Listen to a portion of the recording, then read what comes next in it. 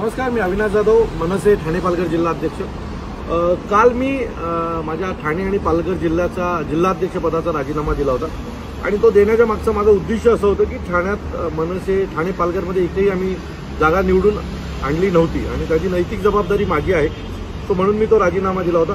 माझ्याकडे पक्षात 3 पद आहेत। एक पक्षाचं नेतेपद आहे, दुसरं नाविक सेनेचं अध्यक्षपद आहे आणि तिसरं जिल्हाध्यक्षपद, अशी 3 पदं होती। सो त्यातल्या एका पदाचा मी राजीनामा दिला होता आणि उर्वरित मी पक्षाचा नेता होतोच, तो मी नेता म्हणून देखील काम करू शकत होतो।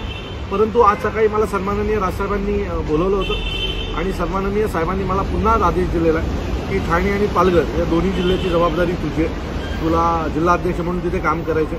मी याच्या आधीही सन्माननीय राजसाहेबांच्या प्रत्येक आदेशाचं पालन केलं, आयुष्यात पुढे देखील सन्माननीय राजसाहेबांच्या सर्व आदेशाचं पालन करणार आहे आणि आज देखील साहेबांनी जो मला आदेश दिला त्याचं मी पालन करणार आहे। सन्माननीय राजसाहेबांनी मला राजीनामा हा वगैरे असं काही नसतं, असं साहेबांचं वाक्य होतं, काम करत राहायचं असतं, यश जेव्हा मिळेल तेव्हा मिळेल। सो मी साहेबांच्या आदेशाचं पूर्ण पालन करून आजपासून पुन्हा ठाणे आणि पालघर या दोन्ही जिल्ह्यांमध्ये महाराष्ट्र नवनिर्माण सेना पूर्ण ताकदीने वाढवणार। आणि आणखी एक गोष्ट मी नेहमी सांगतो लोकांना, मला अनेक लोक फोन करतात आणि मला सांगतात की आमच्याकडे त्या वेळेला माझं एक वाक्य असतं की माझ्या रक्तात राज ठाकरे, सो माझ्या रक्तात राज ठाकरे, त्यामुळे कुठल्या जिल्हाध्यक्षपद गेल्याने माझी साहेबांवरची निष्ठा कमी होणार नव्हती किंवा साहेबांवरचं प्रेम कमी होणार नव्हतं।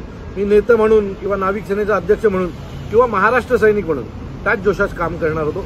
पण आज पुन्हा एकदा सन्माननीय राजसाहेबांनी मला माझ्यावर विश्वास ठेवलेला आहे आणि पुन्हा एकदा मला जिल्हाध्यक्ष म्हणून काम पाहायला सांगितलं आहे। सो पूर्ण ताकदीने लढणार, सन्माननीय राजसाहेबांसाठी महाराष्ट्रभर फिरणार आणि त्याच्यासोबत महाराष्ट्र नवनिर्माण सेना पक्ष वाढवण्यासाठी ज्या काही गोष्टी कराव्या लागणार त्या करणार। ज्या महाराष्ट्र सैनिकांनी काल दिवसभर सोशल मीडियावर असतील, मला फोनच्या माध्यमातून असतील, राजीनामा देऊ नका वगैरे जे सांगितले होते किंवा मी त्यांच्यासोबत राहिलो पाहिजे अशी प्रत्येकाची इच्छा, त्या सर्व महाराष्ट्र सैनिकांचे मी मनापासून आभार मानतो। माझ्या पक्षातल्या अनेक नेत्यांचे मी आभार मानतो की ज्यांनी ही सगळी घटना घडल्याच्या नंतर ताबडतोब मला फोन करून तू एकटा नाहीस, तर आम्ही सगळे जबाबदार आहोत, आपण सगळे एकत्र राहिलो पाहिजे आणि सन्माननीय राजसाहेबांची ताकद वाढवली पाहिजे अशी प्रत्येकाची इच्छा होती, माझी इच्छा तीच आहे। सो मी आजपासून पुन्हा जिल्हाध्यक्ष म्हणून काम करणार आहे, साहेबांच्या आदेशाचं पालन करणार आहे। लवकरच भेटू, तुर्तास थांबतो। जय हिंद, जय महाराष्ट्र।